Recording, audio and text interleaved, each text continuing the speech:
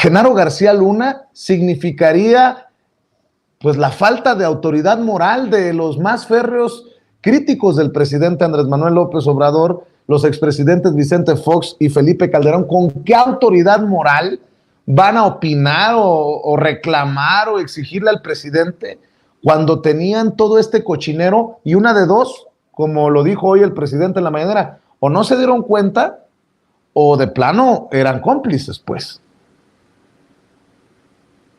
¿Por qué? Porque Genaro García Luna no se hizo en el sexenio de Felipe Calderón Hinojosa. En el sexenio de Felipe Calderón Hinojosa tuvo acceso a cuantiosísimos recursos, presupuestos para supuestamente él generar una nueva policía, hacer una reforma policial. Él ya tenía un libro donde pues planteaba su idea, centralizar el control de las policías, él como secretario de Seguridad Pública. Y bueno, realmente él era, como bien dijo Yasmín, yo coautoré un libro que se llama Las 5 vidas de Genaro García Luna, que surgió a partir de otro libro también coautorado con el mismo autor, Tony Payán. Tenemos nosotros muy diferentes perspectivas sobre la política, tenemos muy diferentes ideologías, pero surgió un libro en el cual los dos libros en el cual estuvimos de acuerdo. Este otro libro, La guerra improvisada, los años de Calderón y sus consecuencias, dio como resultado este libro por las conversaciones que tuvimos con el mismo Genaro García Luna.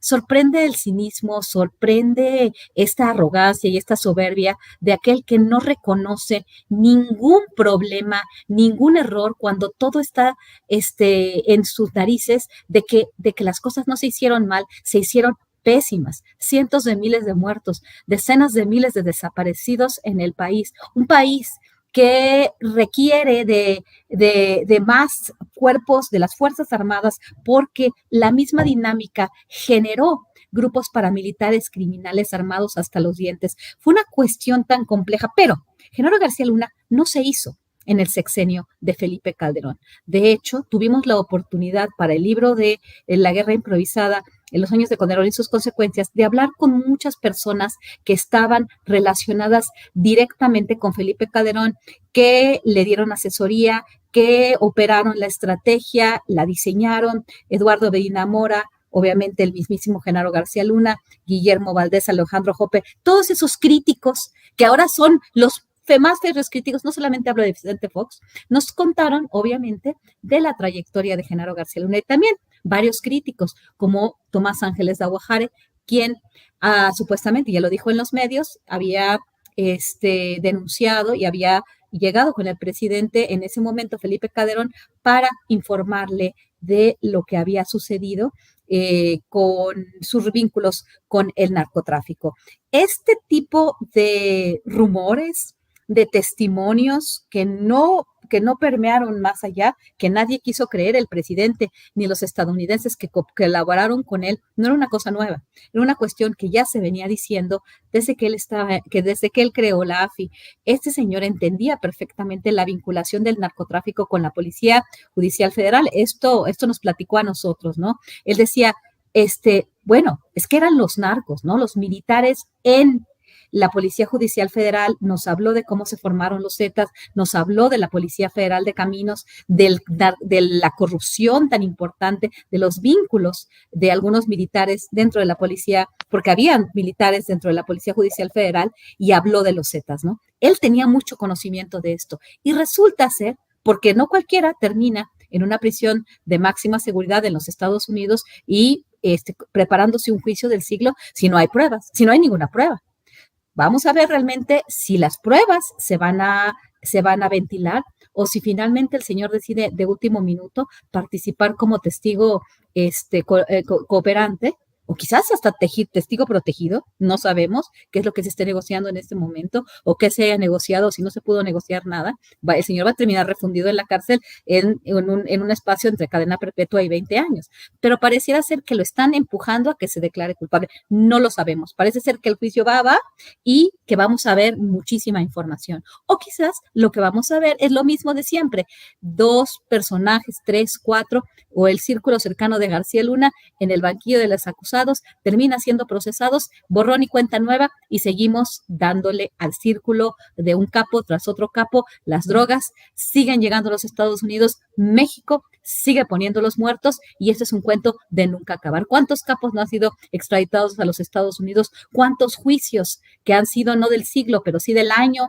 o del semestre o del sexenio se han dado en los Estados Unidos, y las cosas siguen igual? Y obviamente los cínicos como Vicente Fox, que obviamente le encomendó esta reformulación de la policía, la creación de la AFI a partir de estas agencias tan corruptas, y ahorita tienen el cinismo atroz de criticar una estrategia de seguridad, de criticar a otros cuando sus manos están manchadas de sangre y manchadas de corrupción.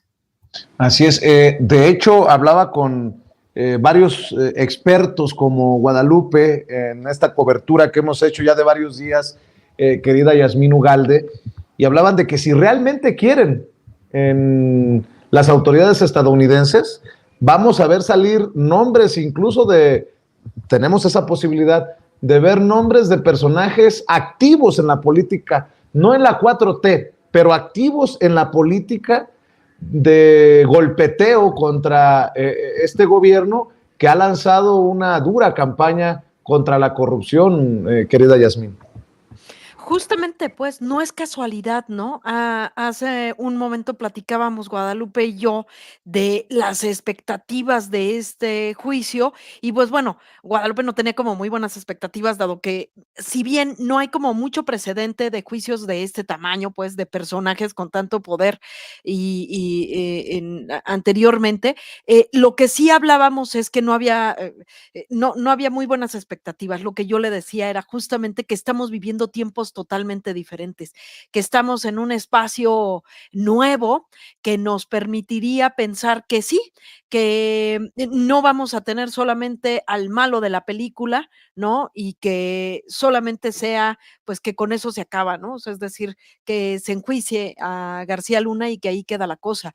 Será necesario profundizar, saber nombres, saber redes, saber procesos, cómo se daban las cosas, ¿no? O sea, puede sonar un tanto morboso, pero más que morboso es parte de la justicia, ¿no? O sea, es decir, esa que se ha clamado desde hace mucho, sobre todo porque insistiría que el reflector está puesto en Genaro García Luna en tiempos de Fecal.